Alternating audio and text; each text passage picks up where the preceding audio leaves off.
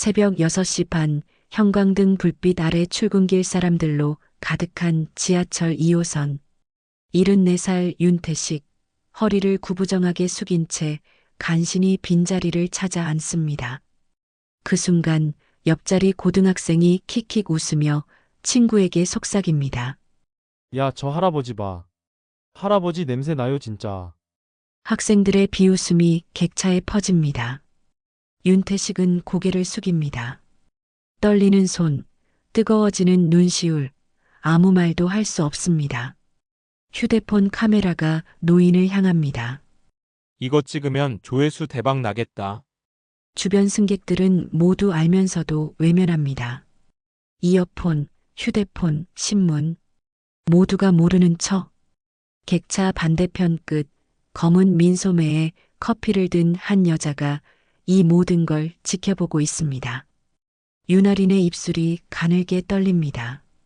커피잔을 쥔 손에 힘이 들어가 컵이 찌그러질 듯합니다. 학생들이 웃으며 내립니다.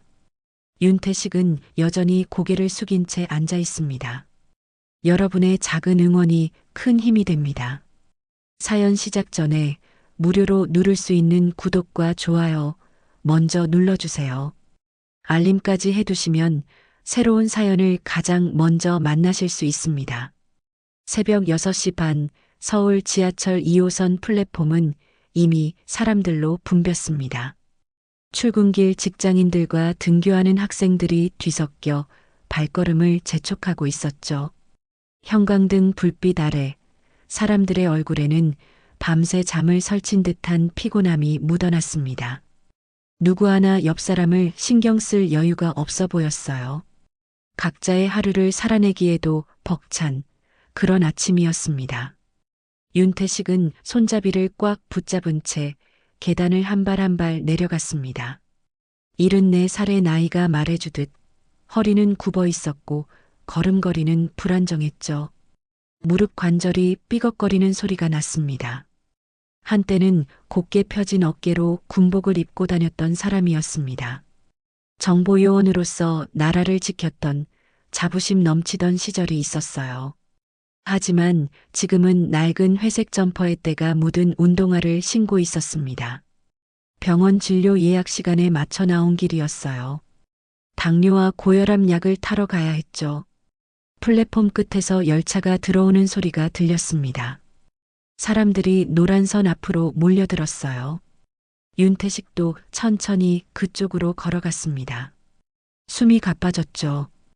예전 같았으면 이런 거리쯤 아무것도 아니었을 텐데 이제는 몇 걸음만 걸어도 숨이 찼습니다. 열차가 멈춰섰습니다. 문이 열리자 사람들이 우르르 몰려들어갔어요.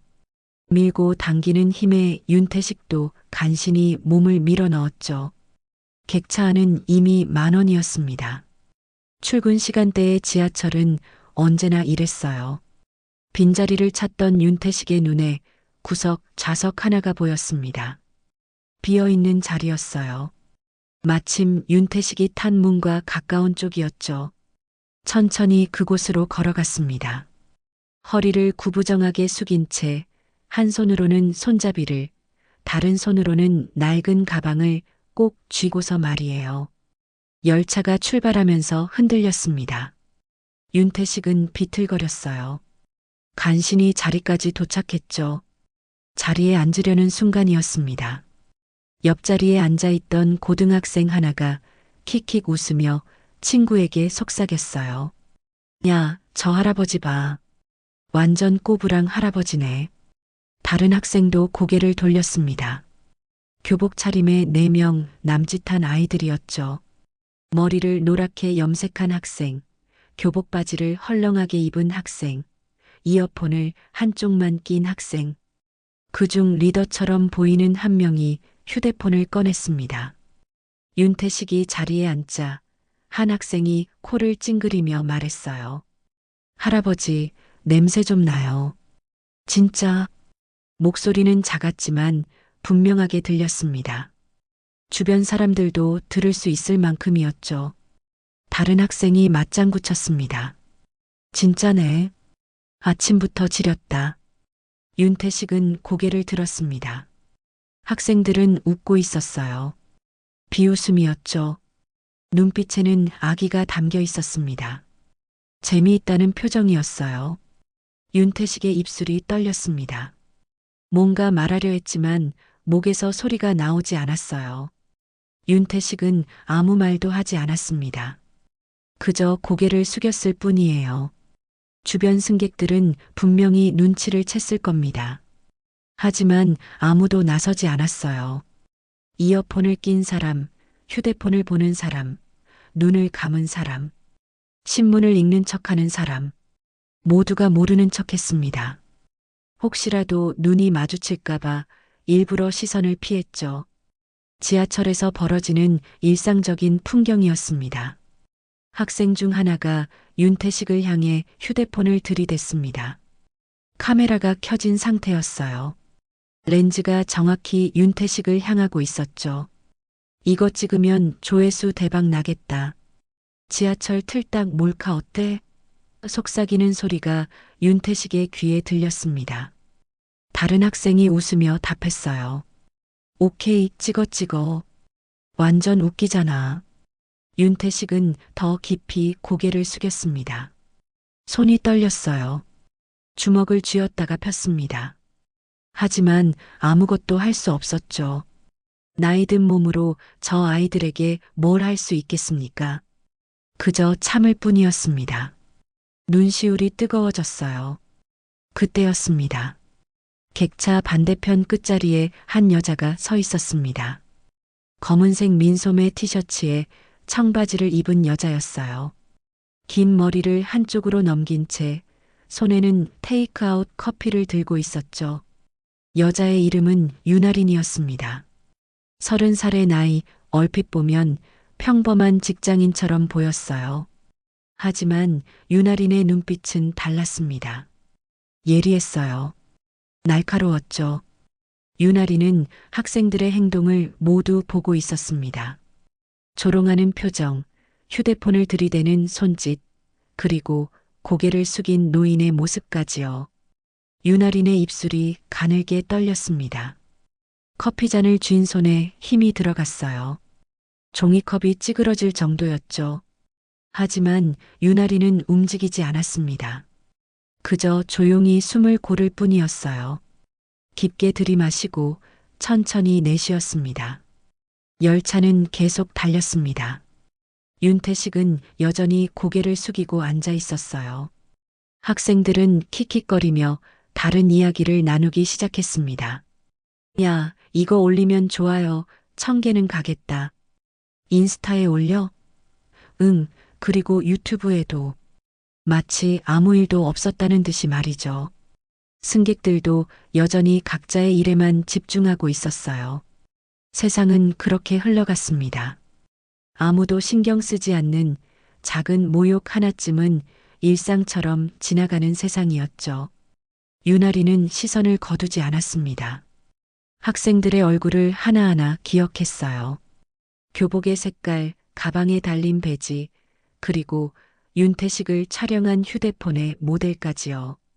빨간색 케이스를 낀 최신형 스마트폰이었습니다. 윤아린의 머릿속에는 이미 계산이 시작되고 있었습니다. 언제, 어디서, 어떻게 움직여야 할지 말이에요. 열차가 다음 역에 도착했습니다. 안내방송이 흘러나왔어요. 학생들이 일어섰습니다. 웃으며 떠들며 내렸죠.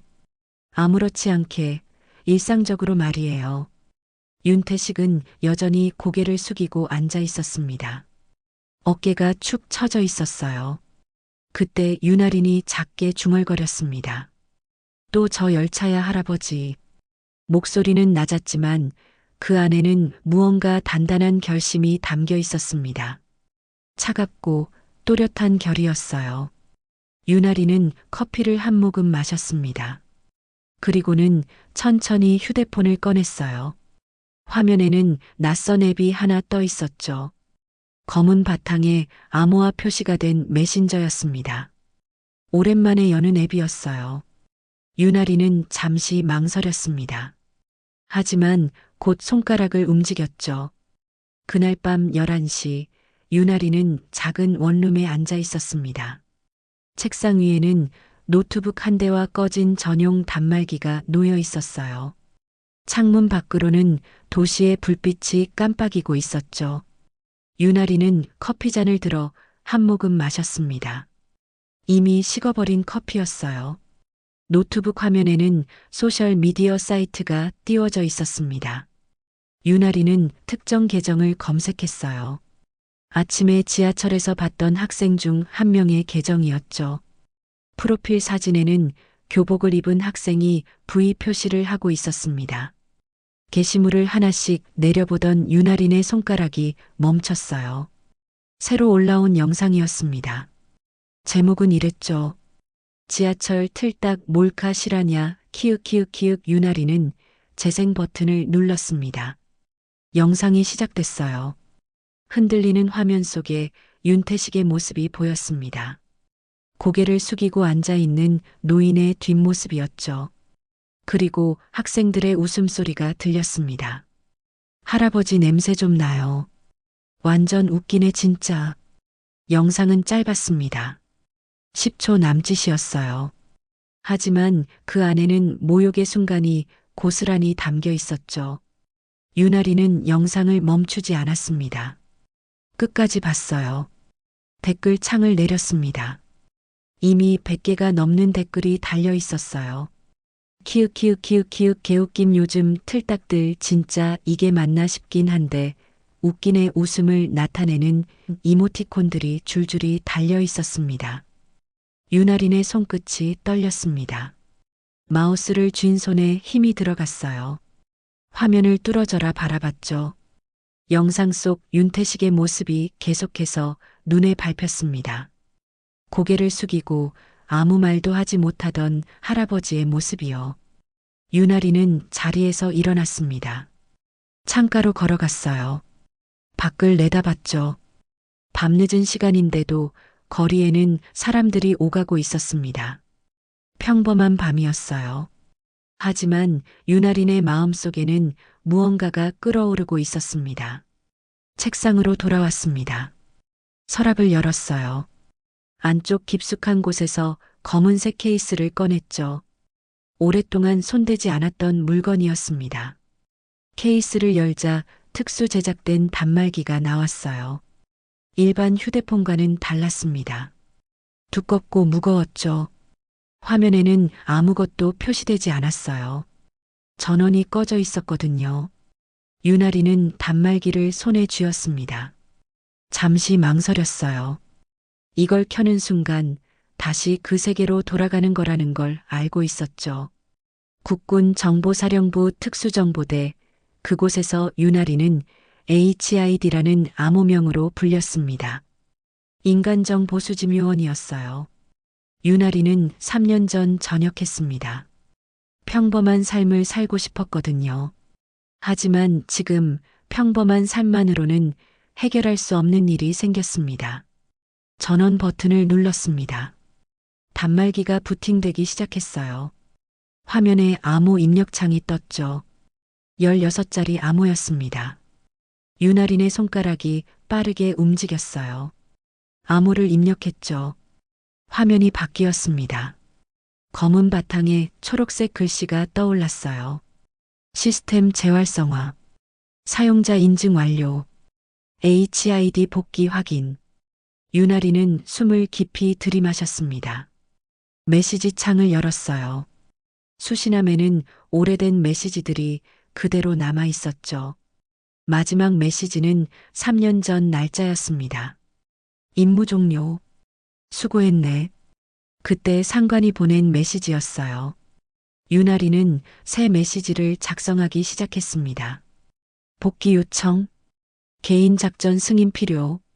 전송 버튼을 누르려다 멈췄어요. 개인 작전이라는 말이 걸렸습니다. 이건 공식 임무가 아니었어요. 사적인 복수였죠. 하지만 유나린에게는 이유가 있었습니다. 메시지를 지웠습니다. 다시 작성했어요. 대상 특정 완료. 작전명 청소. 시작 허가 요청. 이번에는 망설이지 않았습니다. 전송 버튼을 눌렀죠. 메시지가 발송됐습니다. 답장은 금방 왔어요. 생각보다 빨랐죠. 승인. 단 단독 행동. 지원 없음. 책임은 본인. 유나리는 입꼬리를 살짝 올렸습니다. 미소라기보다는 차가운 표정이었어요. 좋아요. 혼잣말을 중얼거렸죠. 그리고 다시 노트북 화면으로 돌아왔습니다. 영상은 여전히 재생되고 있었어요. 조회수가 계속 올라가고 있었죠. 2,000, 3,000, 5,000. 유나리는 영상을 다시 한번 재생했습니다. 이번에는 세밀하게 관찰했어요. 학생들의 얼굴, 교복의 문양, 배경에 보이는 광고판까지요. 모든 정보를 머릿속에 입력했습니다. 유나린의 눈은 카메라처럼 모든 걸 기록하고 있었어요.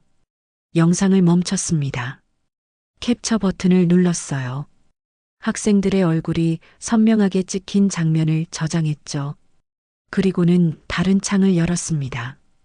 특수 검색 프로그램이었어요. 일반인은 접근할 수 없는 데이터베이스에 연결됐죠. 학생의 얼굴 이미지를 업로드했습니다. 검색이 시작됐어요. 몇 초 후 결과가 나왔습니다.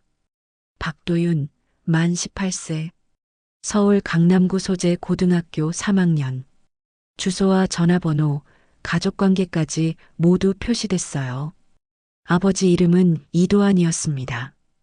유나리는 이도환이라는 이름을 다시 검색했습니다. 기업인이었어요. 중견 건설사의 이사였죠. 하지만 검색 결과 중 하나가 유나린의 눈길을 끌었습니다. 군납비리 의혹, 이도환 이사 연루설.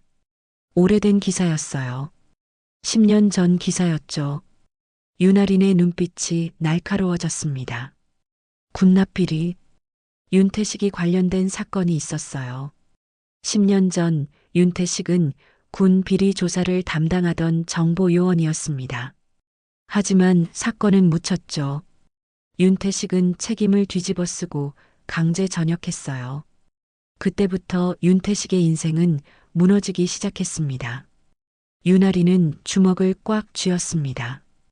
이도환 이름을 중얼거렸어요. 그리고 다시 영상을 재생했습니다. 박도윤의 웃는 얼굴이 화면에 가득 찼죠. 유나리는 조용히 말했습니다. 좋아요. 누가 먼저 지운다고 했나요? 단말기 화면이 깜빡였습니다. 새 메시지가 도착했어요. 작전 개시. 행운을 빈다. 유나리는 답장하지 않았습니다. 그저 단말기를 끄고 서랍에 다시 넣었죠. 노트북도 껐습니다. 창밖을 바라봤어요. 밤은 깊어가고 있었습니다. 일주일 후 유나리는 서울교통공사 2호선 본부 앞에 서 있었습니다. 회색 정장에 검은색 구두를 신고 있었어요. 머리는 단정하게 묶었죠. 손에는 이력서가 든 서류 봉투를 들고 있었습니다. 평범한 취업 준비생처럼 보였어요. 면접은 간단했습니다. 지하철 안전요원 보조직이었거든요. 승객 안내, 민원 처리, 간단한 안전점검 같은 일을 하는 자리였죠. 유나리는 차분하게 질문에 답했습니다. 이전 직장은요? 보안업체에서 일했습니다. 현장 근무 경험이 있어요. 거짓말이 아니었습니다. 군 정보부대도 넓게 보면 보안 업무니까요. 사흘 후 합격 통보를 받았습니다. 유나리는 곧바로 출근했어요. 첫 근무지는 2호선 강남역이었습니다. 박도윤이 자주 이용하는 노선이었죠. 유나리는 이미 박도윤의 동선을 파악하고 있었습니다. 등교 시간, 하교 시간, 자주 가는 장소까지요. 출근 첫날 아침, 유나리는 안전요원 조끼를 입었습니다. 형광 노란색 조끼였어요. 가슴팍에는 명찰이 달려 있었죠. 안전요원 보조 기말인 가명이었습니다. 유나리는 플랫폼으로 나갔어요. 출근 시간대라 사람들이 붐볐습니다. 그때였습니다. 누군가 유나린의 어깨를 툭 쳤어요. 하리나? 낮은 목소리였습니다. 유나리는 돌아봤죠. 중년 남자가 서 있었어요. 키가 크고 어깨가 넓은 사람이었습니다. 보안관 제복을 입고 있었죠. 최성철이었습니다. 유나리는 당황하지 않았습니다. 이미 예상했던 일이었거든요. 최성철이 이 노선 책임자라는 건 알고 있었어요. 선배님, 유나리는 작게 웃었습니다. 최성철은 눈을 가늘게 떴어요. 진짜 너구나. 또 돌아왔냐? 목소리에는 걱정이 섞여 있었습니다. 잠깐 얘기 좀 하자. 최성철은 유나린을 사무실로 데려갔습니다. 작은 공간이었어요. 책상과 의자 몇 개가 놓여 있었죠. 최성철은 문을 닫았습니다. 이번엔 개인전 아니지? 물었어요. 유나리는 고개를 저었습니다. 아니요. 이번엔 사회교육이에요. 최성철은 한숨을 쉬었습니다. 태식 형님 일이지? 유나리는 대답하지 않았어요. 침묵이 답이었죠. 최성철은 유나린을 오래 바라봤습니다. 선 넘지 마. 애들이야. 미성년자라고. 유나리는 고개를 끄덕였습니다. 알아요. 그냥 교육만 시킬 거예요. 최성철은 더 이상 묻지 않았습니다. 유나린의 성격을 잘 알고 있었거든요. 한번 시작하면 끝을 보는 사람이었어요. 필요한 거 있으면 연락해. 하지만 공식적으로는 모르는 일이야. 유나리는 고개를 숙였습니다. 감사합니다, 선배님. 근무가 시작됐습니다. 유나리는 플랫폼을 돌아다니며 승객들을 살폈어요. 겉으로는 평범한 안전요원처럼 보였죠. 하지만 유나린의 눈은 특정 대상을 찾고 있었습니다. 박도윤 무리였어요. 오후 4시쯤이었습니다. 하교 시간이었죠. 학생들이 하나둘 플랫폼으로 내려왔어요. 그 중에 익숙한 얼굴들이 보였습니다. 박도윤과 친구들이었어요. 교복 바지를 헐렁하게 입은 학생, 머리를 노랗게 염색한 학생, 이어폰을 낀 학생, 모두 함께 있었죠. 유나리는 거리를 두고 관찰했습니다. 학생들은 열차를 기다리며 휴대폰을 보고 있었어요. 박도윤이 친구들에게 뭔가를 보여줬습니다. 화면을 보던 친구들이 웃었어요. 유나리는 귀를 기울였습니다. 이거 봐, 조회수만 넘었어. 박도윤의 목소리였습니다. 유나리는 자리를 옮겼습니다. 학생들에게 조금 더 가까이 다가갔어요. 하지만 눈치채이지 않을 정도의 거리였죠. 박도윤이 휴대폰 화면을 확대했습니다. 영상이 재생되고 있었어요. 노인을 조롱하는 영상이었습니다. 윤태식의 영상은 아니었어요. 다른 노인이었죠. 이것도 대박이네. 댓글 봐. 친구 하나가 말했습니다.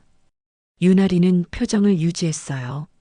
하지만 속으로는 분노가 끓어오르고 있었습니다. 한 번이 아니었던 거예요. 조직적으로 하고 있었던 겁니다. 열차가 도착했습니다. 학생들이 탔어요. 유나린도 같은 칸에 올라탔습니다. 멀찍이 떨어진 자리에 섰죠. 학생들은 계속 휴대폰을 들여다보고 있었습니다. 다음엔 뭐 찍을까? 지하철에 재밌는 거 많잖아. 대화가 이어졌어요. 유나리는 근무가 끝나고 집으로 돌아왔습니다. 노트북을 켰어요. 박도윤의 소셜미디어 계정을 추적했습니다. 새로운 영상이 또 올라와 있었어요. 제목은 지하철 진상 모음집이었습니다. 재생했죠. 여러 영상이 이어 붙여져 있었어요. 노인들을 비웃는 영상, 장애인을 조롱하는 영상, 노숙자를 찍은 영상. 유나리는 계정을 더 깊이 파고들었습니다. 친구들의 계정도 찾아봤어요. 모두 비슷한 영상들을 올리고 있었습니다. 서로 공유하고 댓글을 달고 좋아요를 누르고 있었죠. 하나의 네트워크를 형성하고 있었어요. 더 놀라운 건 조회수였습니다. 적게는 수천, 많게는 수만이었어요. 사람들은 이런 영상을 보고 웃고 있었습니다. 댓글에는 비난도 있었지만 동조하는 의견이 더 많았죠. 키읔 역시 지하철은 볼거리가 많아 이게 현실이지 뭐. 유나리는 화면을 끄지 않았습니다. 모든 영상을 저장했어요. 증거로 남겨야 했거든요. 그리고는 메모장을 열었습니다. 학생들의 이름, 계정, 영상 업로드 패턴을 정리했죠. 언제, 어디서, 무엇을 찍는지 분석했습니다. 패턴이 보이기 시작했습니다. 주로 아침 출근 시간과 저녁 퇴근 시간이었어요. 사람이 많을 때였죠. 그리고 특정 노선을 선호했습니다. 2호선, 3호선, 9호선. 환승역이 많은 노선들이었어요. 유나리는 달력을 펼쳤습니다. 다음 주 근무 스케줄을 확인했어요. 그리고는 학생들의 동선과 맞춰봤습니다. 교차하는 지점을 표시했죠. 여기서 만나게 될 거야. 혼잣말을 중얼거렸습니다. 단말기를 다시 꺼냈습니다. 메시지를 작성했어요. 대상 패턴 분석 완료.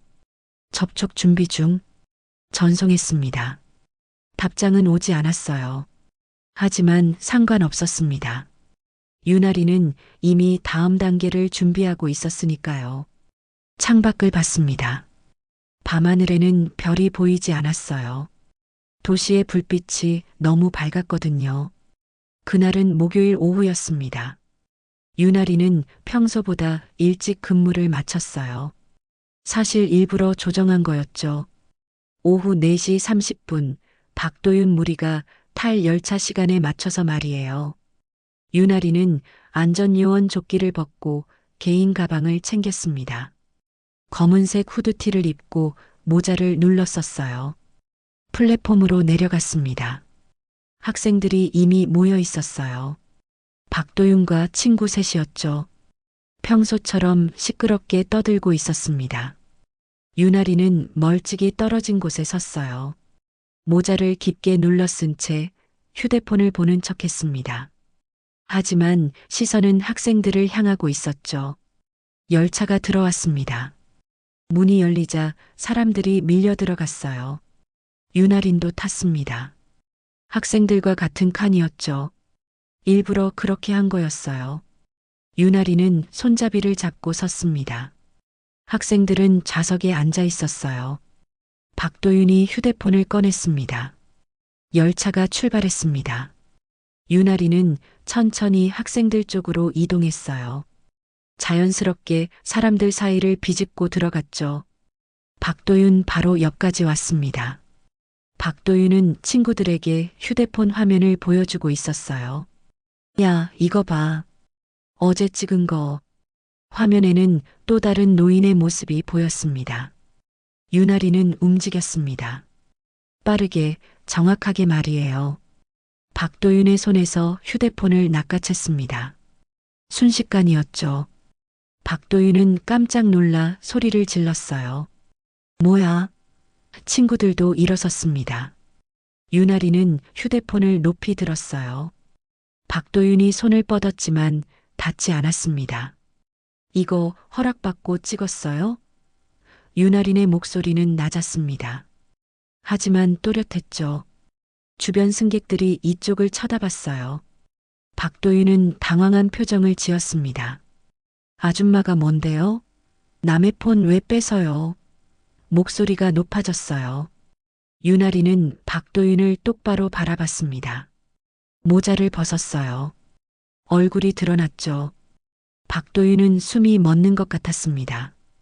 유나린의 눈빛이 예사롭지 않았거든요.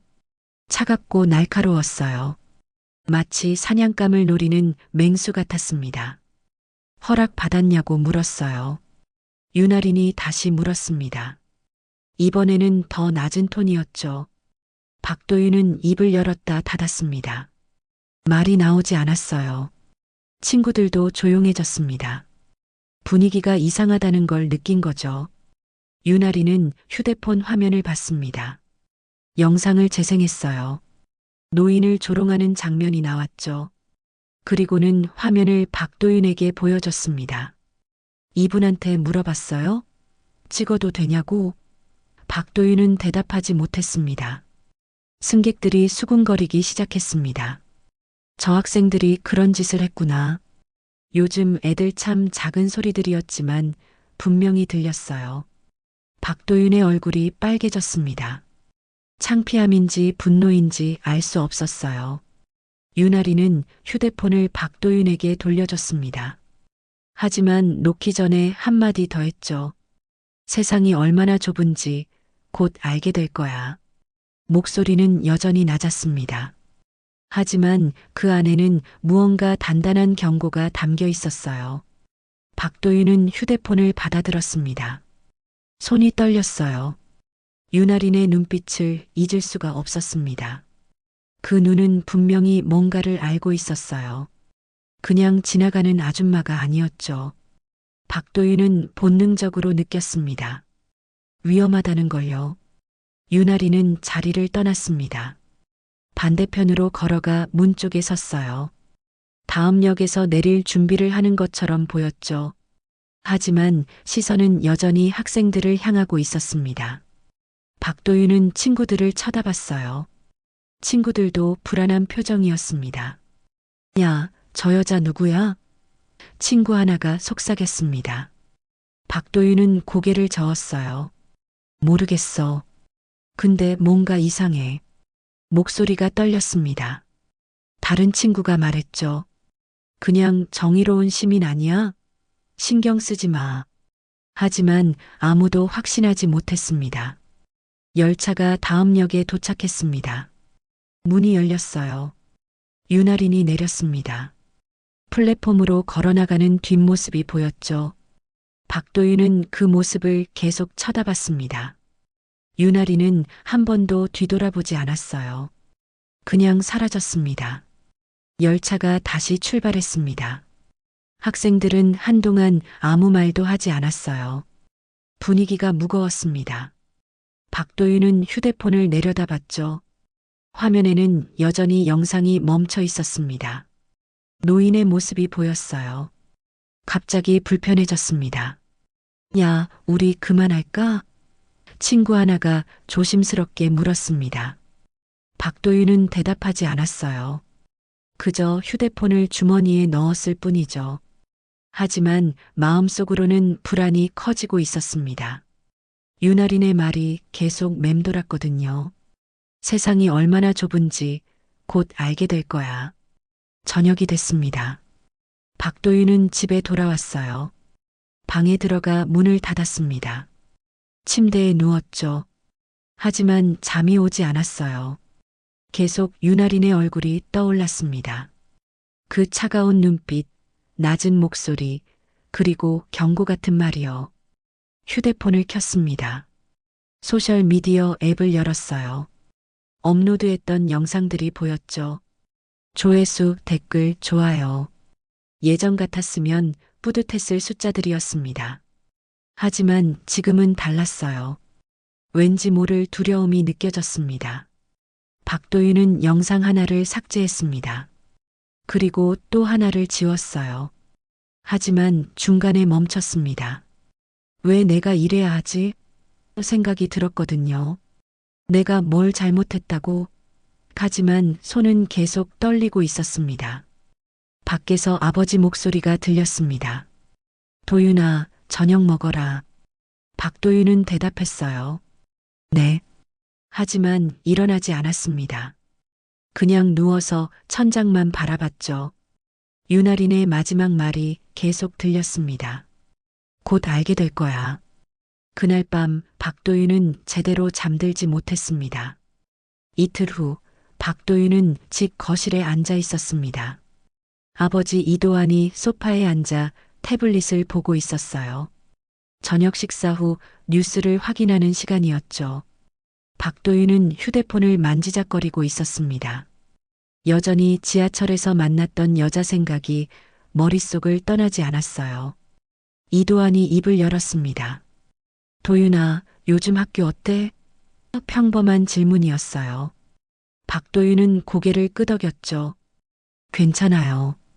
짧은 대답이었습니다. 이도환은 박도윤을 잠깐 쳐다봤어요. 무슨 일 있어? 얼굴이 안 좋은데. 박도윤은 망설였습니다. 아버지에게 말해야 할까요? 하지만 뭐라고 설명해야 할지 몰랐어요. 그냥 지하철에서 이상한 여자를 만났다고, 휴대폰을 뺏겼다고 말하기가 어려웠습니다. 그때 이도환의 휴대폰이 울렸습니다. 회사에서 온 전화였어요. 여보세요. 네, 이사님. 이도환은 자리에서 일어나 서재로 들어갔습니다. 박도윤은 혼자 남았어요. 안도의 한숨을 쉬었죠. 서재 안에서 이도환은 통화를 마쳤습니다. 회사 보안팀에서 걸어온 전화였어요. 이사님, 지하철 사건 관련해서 확인할 게 있습니다. 보안팀장의 목소리였죠. 무슨 사건? 이도환이 물었습니다. 도윤 학생이 최근 지하철에서 한 여성과 시비가 있었다는 제보가 들어왔습니다. 혹시 아십니까? 이도환은 눈살을 찌푸렸어요. 처음 듣는데. 누가 제보했나? 익명입니다. 하지만 영상 자료가 있다고 합니다. 이도환은 불안해지기 시작했습니다. 영상을 보내주게. 통화를 끊고 이메일을 확인했어요. 곧 파일 하나가 도착했습니다. 재생했죠. 화면에는 지하철 내부가 보였습니다. 그리고 박도윤과 한 여자가 대치하는 장면이 나왔어요. 이도환은 화면을 멈췄습니다. 여자의 얼굴을 확대했어요. 검은 후드티를 입고 있었지만 얼굴은 선명했습니다. 이도환의 눈이 커졌어요. 이 얼굴 어디선가 본 것 같았습니다. 서랍을 열었습니다. 안쪽에서 오래된 파일 하나를 꺼냈어요. 10년 전 군납 비리 사건 관련 자료였습니다. 당시 조사를 담당했던 사람들의 명단이 있었죠. 이도환은 한 장의 사진을 찾았습니다. 윤태식의 가족 사진이었어요. 사진 속에는 젊은 시절의 윤태식과 어린 손녀가 있었습니다. 이도환은 손녀의 얼굴과 영상 속 여자를 비교했어요. 윤아린 이름이 떠올랐습니다. 자료에 적혀 있던 이름이었죠. 윤태식의 손녀, 당시 군 정보부대 소속이었던 인물.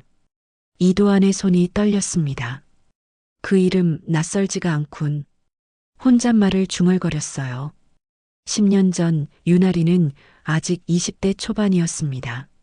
하지만 이미 정보요원으로 활동하고 있었죠. 이도환은 그 사실을 알고 있었습니다. 즉시 보안팀에 전화를 걸었습니다. 이 여자 신원 파악해. 지금 당장. 목소리가 급해졌어요. 보안팀장이 대답했습니다. 알겠습니다. 안면 인식 시스템으로 돌려보겠습니다. 1시간 후 결과가 나왔습니다. 윤아린 33. 전 국군 정보사령부 특수정보대 소속. 3년 전 저녁. 현재 서울교통공사 안전요원 보조로 근무 중입니다.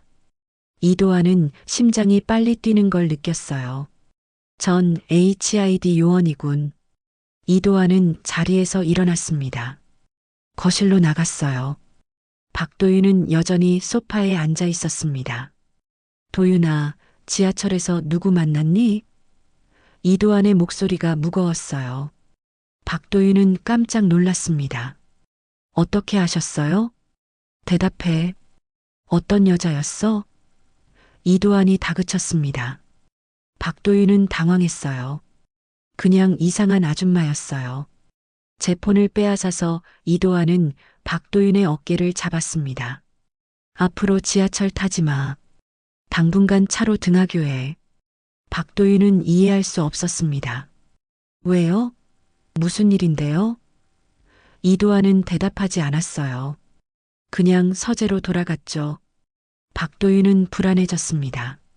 뭔가 심상치 않았거든요. 이도환은 서재에서 여러 통화를 했습니다. 회사 법무팀, 보안팀, 그리고 알고 지내는 기자에게까지 연락했어요.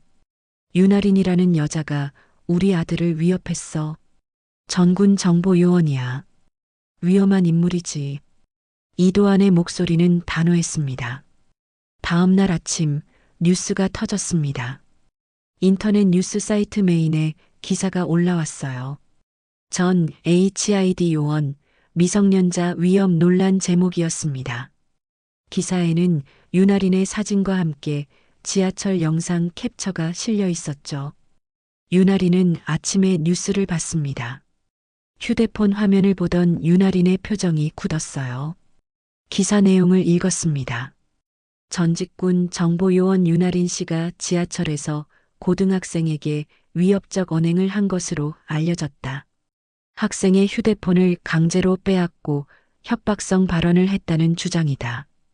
윤아린은 기사를 끝까지 읽었습니다. 댓글들이 달리기 시작했어요. 군 출신이 미성년자를 위협해? 이건 문제 있네. 전직 요원이면 더 조심해야지. 여론이 나빠지고 있었습니다. 휴대폰이 울렸습니다. 최성철이었어요. 하린아, 큰일 났어. 회사에서 내 신원 확인했어. 당장 출근 정지야. 목소리가 다급했습니다. 윤아린은 침착하게 대답했어요. 알겠습니다, 선배님. 또 다른 전화가 걸려왔습니다. 요양병원에서였어요.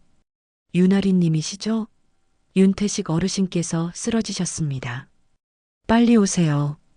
간호사의 목소리였습니다. 윤아린은 심장이 철렁 내려앉았어요. 지금 갑니다. 병원으로 달려갔습니다. 응급실에 윤태식이 누워 있었어요. 의사가 설명했습니다. 과도한 스트레스로 혈압이 급상승했습니다. 뉴스를 보셨나 봅니다. 윤아린은 윤태식의 손을 잡았어요. 차갑고 떨리는 손이었습니다. 윤태식이 희미하게 눈을 떴습니다. 하리나 작은 목소리였어요. 할아버지, 괜찮아요. 제가 있어요. 윤아린이 말했습니다. 윤태식은 고개를 저었어요. 그만해, 위험해. 윤아린은 눈물을 참았습니다. 윤태식의 손을 꽉 쥐었어요. 조금만 기다리세요. 제가 끝낼게요. 윤아린의 목소리는 떨리고 있었습니다. 집으로 돌아왔습니다. 노트북을 켰어요. 이도안의 이름을 검색했습니다. 정보가 쏟아져 나왔죠. 현재 직장, 과거 경력, 그리고 10년 전 군납비리 사건. 모든 게 연결되기 시작했습니다. 윤아린은 혼잣말을 중얼거렸습니다. 아버지를 무너뜨린 사람 여전히 살아있네. 윤아린은 병원에서 돌아온 후 며칠 동안 집에만 있었습니다. 출근 정지 상태였고 언론의 관심도 부담스러웠어요. 윤태식은 다행히 의식을 되찾았지만 상태가 좋지 않았죠. 병원에서는 당분간 입원이 필요하다고 했습니다. 그날 오후 요양병원에서 전화가 왔습니다. 윤아린님, 어르신 짐 정리하다가 보관함을 발견했습니다. 가져가실 물건들이 있으시면 오세요. 간호사의 목소리였어요. 윤아린은 곧바로 병원으로 향했습니다. 간호사실에는 작은 박스 하나가 놓여 있었습니다.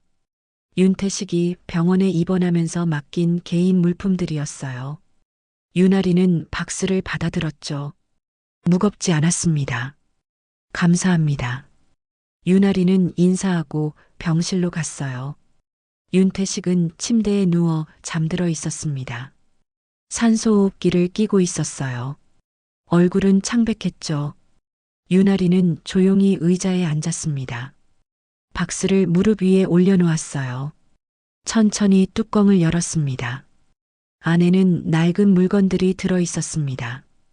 오래된 시계, 낡은 지갑, 그리고 작은 액자 하나. 액자 속 사진은 젊은 시절 윤태식과 가족들이었어요. 할머니도 살아계셨고 윤아린의 아버지도 건강했던 시절이었죠.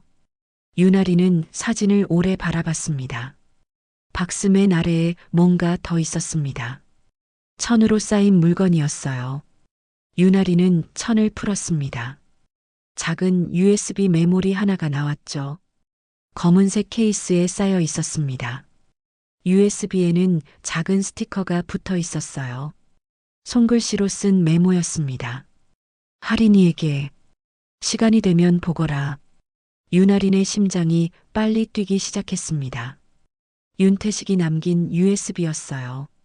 언제 준비해둔 건지 알 수 없었습니다. 하지만 분명한 건 할아버지가 무언가를 남겨뒀다는 거였죠. 병실을 나왔습니다. 집으로 돌아왔어요. 노트북을 켰습니다. USB를 꽂았죠. 화면에 폴더가 떴습니다. 청소작전 보고서 제목이었어요. 윤아리는 숨을 깊이 들이마셨습니다. 폴더를 열었습니다. 안에는 여러 파일들이 있었습니다. 문서 파일, 음성 파일, 그리고 스캔된 서류들이었어요. 윤아리는 첫 번째 문서를 열었습니다. 2015년 군납 비리 조사 보고서 제목이었죠. 윤태식이 직접 작성한 보고서였습니다. 보고서를 읽기 시작했습니다. 10년 전 군부대에 납품되는 물품들이 규격 미달이었다는 내용이었어요. 식량, 장비, 심지어 방탄복까지 불량품이었죠. 그리고 그 뒤에는 건설업체들의 담합이 있었습니다. 윤아리는 계속 읽어내려갔어요. 보고서 중간쯤에 이름이 나왔습니다. 이도환, 당시 대성건설 과장. 납품 담합주도 의혹. 윤아린의 손이 멈췄습니다. 이도환이었어요. 박도윤의 아버지, 그 사람이었죠. 다음 페이지를 넘겼습니다. 더 충격적인 내용이 나왔어요. 조사 중단 명령, 상부 압력, 증거자료 폐기 지시. 윤태식은 조사를 계속하려 했지만 막혔던 겁니다. 그리고 결국 책임을 뒤집어 쓰고 강제 전역당했죠. 윤아리는 음성 파일을 재생했습니다. 오래된 녹음이었어요. 잡음이 섞여 있었지만 목소리는 분명했습니다. 이번 거는 조용히 묻어야 해. 너무 많은 사람이 연루됐어. 낯선 남자의 목소리였습니다. 하지만 윤중령은 계속 파고들려고 합니다. 다른 목소리가 답했어요. 그럼 윤중령을 제거해. 책임을 떠넘기는 거야. 첫 번째 목소리가 차갑게 말했습니다. 윤아리는 주먹을 쥐었어요. 할아버지는 희생양이었던 겁니다. 진실을 밝히려다가 오히려 짓밟힌 거였죠. 다음 파일을 열었습니다. 스캔된 서류들이었어요. 계약서, 입금 내역, 그리고 명단. 명단에는 여러 이름들이 적혀 있었습니다. 이도안의 이름도 있었고 그 위로 더 높은 사람들의 이름도 보였어요. 정치인, 고위군 장성, 대기업 임원들. 윤아리는 모든 파일을 복사했습니다. 백업을 만들었어요. 이건 단순한 증거가 아니었습니다. 할아버지가 목숨 걸고 지켜낸 진실이었죠. 10년 동안 숨겨뒀던 진실이었어요.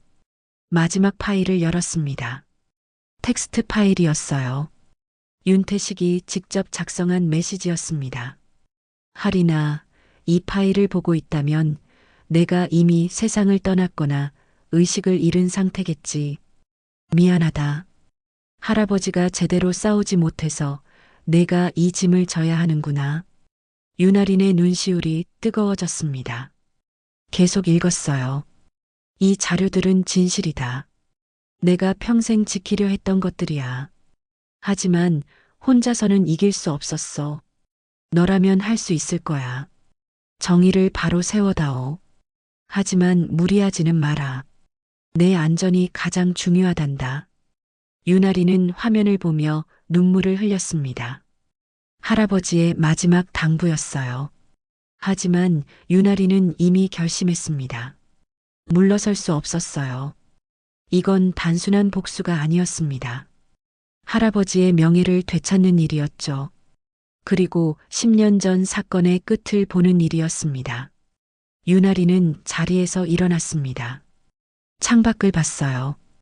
해가 지고 있었습니다. 윤아리는 혼잣말을 중얼거렸습니다. 이건 단순한 복수가 아니라 할아버지 사건의 끝이야. 단말기를 다시 꺼냈습니다.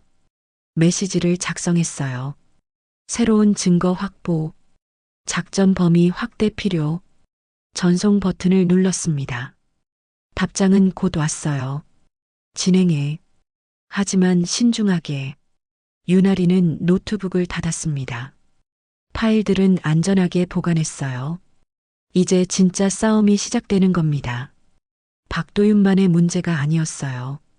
이도환, 그리고 그 뒤에 숨어 있는 모든 사람들이 대상이었습니다. 밤이 깊어갔습니다.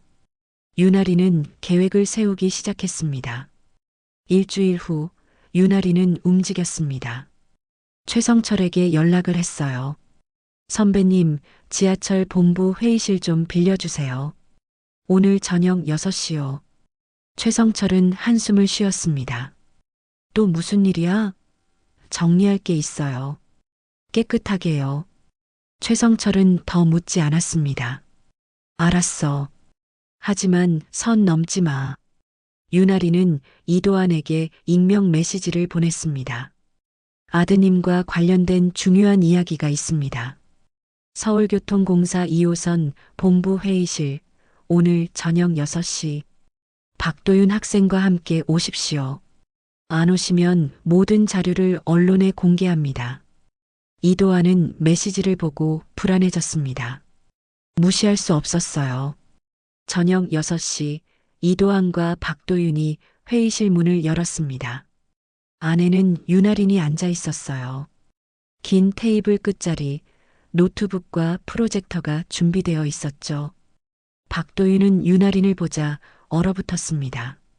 저 여자 지하철에서 만났던 사람이었어요. 이도환이 먼저 입을 열었습니다. 유나린, 무슨 짓이야? 유나린은 자리에서 일어났어요. 앉으세요. 차분한 목소리였습니다. 이도환은 앉지 않았어요. 협박하는 거야? 지금 당장 나가지 않으면 경찰을 부르겠어. 유나린은 차갑게 미소 지었습니다. 앉으세요. 안 그러면 후회하실 겁니다. 목소리에 힘이 실렸어요. 이도환은 결국 앉았습니다. 박도윤도 옆에 앉았죠. 둘 다 긴장한 표정이었습니다. 유나리는 프로젝터를 켰습니다. 먼저 이걸 보시죠. 영상이 재생됐어요. 지하철 안 윤태식이 고개를 숙이고 앉아 있는 장면이 나왔습니다. 그리고 박도윤과 친구들의 목소리가 들렸죠. 할아버지, 냄새 좀 나요. 비웃음 소리가 회의실에 울려 퍼졌습니다. 박도윤의 얼굴이 빨개졌습니다. 이도환은 아들을 쳐다봤어요. 영상은 계속됐습니다. 다른 노인들을 조롱하는 여러 장면들이 이어졌죠. 유나린이 말했습니다. 당신들이 시작했죠. 자리 하나, 영상 하나로. 화면이 윤태식의 얼굴을 확대했습니다. 이분이 누군지 아세요? 제 할아버지입니다. 윤태식? 이도환의 얼굴이 굳었어요. 그 이름 10년 전의 기억이 떠올랐습니다. 유나리는 다음 파일을 열었습니다. 2015년 군납 비리 조사 보고서 제목이 화면에 크게 나타났어요. 이도환은 숨이 막혔습니다. 어디서 그걸 제 할아버지가 10년 동안 숨겨두신 겁니다. 문서들이 차례로 나타났습니다. 계약서, 입금 내역, 명단. 이도환의 이름이 빨간색으로 표시되어 있었어요. 이도환 이사님, 당시 대성건설 과장이셨죠? 불량 군납품을 납품하고 뇌물을 받으셨어요. 박도윤이 놀라 아버지를 봤습니다. 아빠, 이게 뭐예요? 이도환은 대답하지 못했어요. 유나리는 계속했습니다. 제 할아버지는 진실을 밝히려다 책임을 뒤집어 쓰고 강제 전역당하셨어요. 명예를 잃고 가족을 잃고 모든 걸 잃으셨죠. 유나린의 목소리가 떨렸습니다. 그리고 10년 후 당신 아들이 그런 할아버지를 조롱했어요. 영상으로 찍어서 웃음거리로 만들었죠. 박도윤은 고개를 숙였습니다. 음성 파일이 재생됐습니다. 이번 건은 조용히 묻어야 해. 윤중령을 제거해. 책임을 떠넘기는 거야. 10년 전 녹음된 목소리가 회의실을 채웠어요. 이도환은 창백해졌습니다. 유나리는 의자에 기대며 말했습니다. 당신 아버지가 조롱한 건 노인이 아니라 나라였어요. 목소리는 차갑고 날카로웠습니다. 불량 방탄복 때문에 군인들이 위험에 처했어요. 불량 식량 때문에 병사들이 아팠죠. 그런데도 당신은 돈을 받고 눈 감았어요. 회의실의 공기가 얼어붙었습니다. 프로젝터 화면만 밝게 빛나고 있었죠. 이도환이 떨리는 목소리로 물었습니다. 그래서 뭘 어쩌겠다는 거야? 유나리는 USB를 꺼내 테이블에 놓았습니다. 이 안에 모든 증거가 있어요. 검찰에 제출하면 재수사가 시작됩니다. 당신은 법정에 서게 되겠죠. 이도환의 손이 떨렸어요. 하지만 선택권을 드릴게요. 유나린이 말했습니다. 일주일 안에 기자회견을 여세요. 직접 진실을 밝히고 사과하세요. 그럼 이 자료는 제출하지 않겠습니다. 만약 안 하신다면? 이도환이 물었습니다. 유나린의 눈빛이 날카로워졌어요. 제가 언론과 검찰에 모두 보냅니다. 그럼 당신은 끝입니다. 순간 공기마저 얼어붙는 것 같았습니다. 이도환은 오랫동안 침묵했어요. 시계 초침 소리만 들렸습니다. 박도윤은 아버지를 쳐다봤죠. 이도환은 결국 고개를 숙였습니다. 알겠어. 내가 직접 밝히겠어. 유나리는 노트북을 닫았습니다. 일주일입니다. 기억하세요. 자리에서 일어나 문으로 걸어갔어요. 문 앞에서 멈춰 박도윤을 돌아봤습니다. 당신도 영상 모두 삭제하고 사과하세요. 다시는 이런 짓 하지 마세요. 박도윤은 고개를 끄덕였습니다. 유나리는 마지막으로 말했어요. 세상은 생각보다 좁아요. 당신이 한 행동은 반드시 돌아옵니다. 그리고는 회의실을 나갔습니다. 문이 닫혔습니다. 회의실에는 이도환과 박도윤만 남았어요. 둘 다 아무 말도 하지 못했습니다. 프로젝터는 꺼져 있었지만 방금 본 증거들이 머릿속에서 지워지지 않았죠. 이도환은 주먹을 쥐었습니다. 박도윤은 휴대폰을 꺼냈어요. 업로드했던 영상들이 보였습니다. 손가락이 떨렸습니다. 복도를 걸어가는 유나린의 얼굴에는 표정이 없었습니다. 하지만 가슴 속에서는 무언가가 끓어오르고 있었어요. 복수의 끝이 보이기 시작했습니다. 석 달이 흘렀습니다. 그 사이 많은 일이 있었어요. 이도환은 약속을 지켰습니다. 일주일 후 기자회견을 열었죠. 카메라 플래시가 터지는 가운데 이도환은 10년 전 군납 비리의 진실을 모두 밝혔습니다. 제가 불량품을 납품했고 윤태식 중령께서 조사하시자 책임을 떠넘겼습니다. 모든 게 제 잘못입니다. 이도환의 고백은 파장을 일으켰습니다.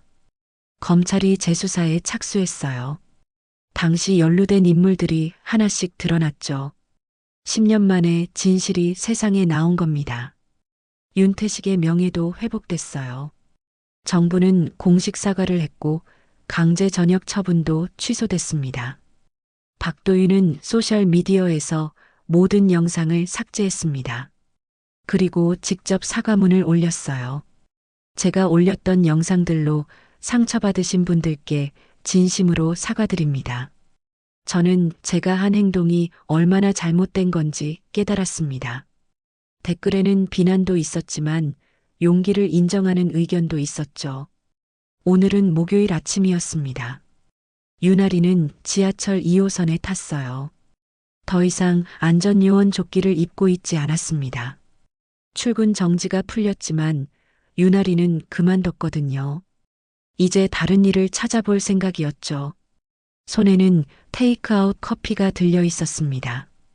열차 안은 여전히 붐볐습니다. 출근 시간대라 사람들로 가득했어요. 유나리는 문 쪽에 섰습니다. 창밖 풍경을 바라봤죠. 열차가 달리는 소리, 안내방송, 사람들의 숨소리, 익숙한 소리들이었습니다. 다음 역에서 노인 한 분이 타셨습니다. 허리가 굽은 할아버지였어요. 천천히 객차 안으로 들어오셨죠. 빈자리를 찾고 계셨습니다. 하지만 모든 좌석이 차 있었어요. 할아버지는 손잡이를 잡고 서 계셨습니다. 그때였습니다.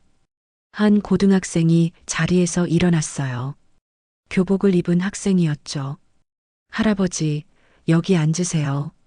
학생은 할아버지를 모시고 자리에 앉혔습니다. 할아버지는 고맙다며 고개를 숙이셨어요. 학생은 미소 지으며 손잡이를 잡고 섰습니다.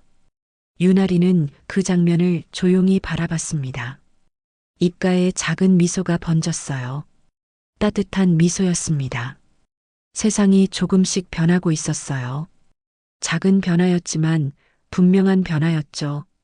휴대폰이 진동했습니다. 유나리는 주머니에서 단말기를 꺼냈어요. 화면에 메시지가 떠 있었습니다. 작전명 청소 작전 종료 보고 승인. 수고했네. 유나리는 메시지를 읽고 단말기를 껐습니다. 이제 정말 끝이었어요. 열차가 다음 역에 도착했습니다. 유나린이 내릴 역이었죠. 문이 열렸습니다. 유나리는 플랫폼으로 내려섰어요. 병원으로 가는 길이었습니다. 윤태식을 만나러 가는 거였죠. 병원에 도착했습니다. 윤태식의 병실로 갔어요.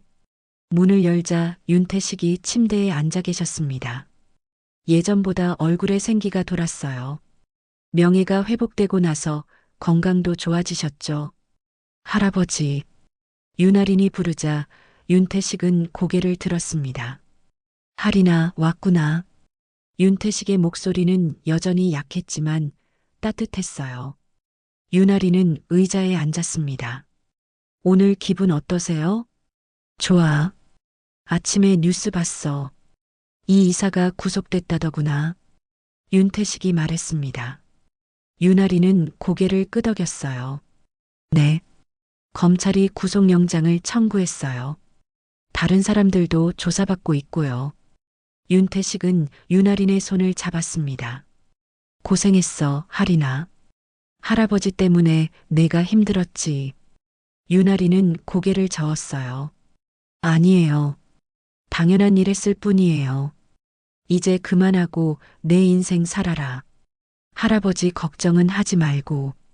윤태식이 말했습니다. 유나리는 미소 지었어요. 할아버지도 이제 편히 쉬세요. 다 끝났어요. 병원을 나왔습니다. 하늘을 올려다봤어요.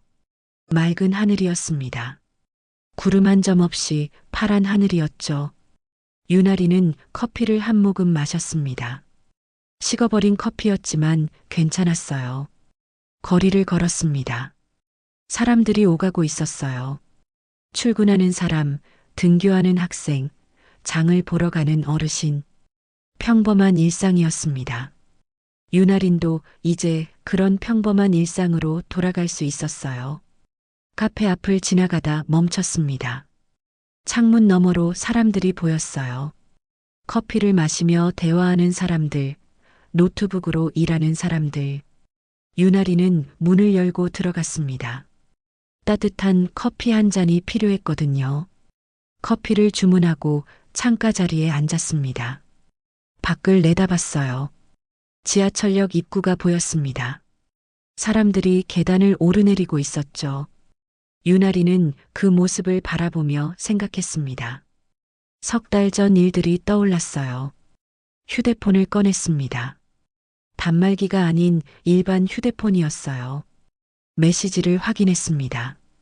최성철에게서 온 메시지였죠.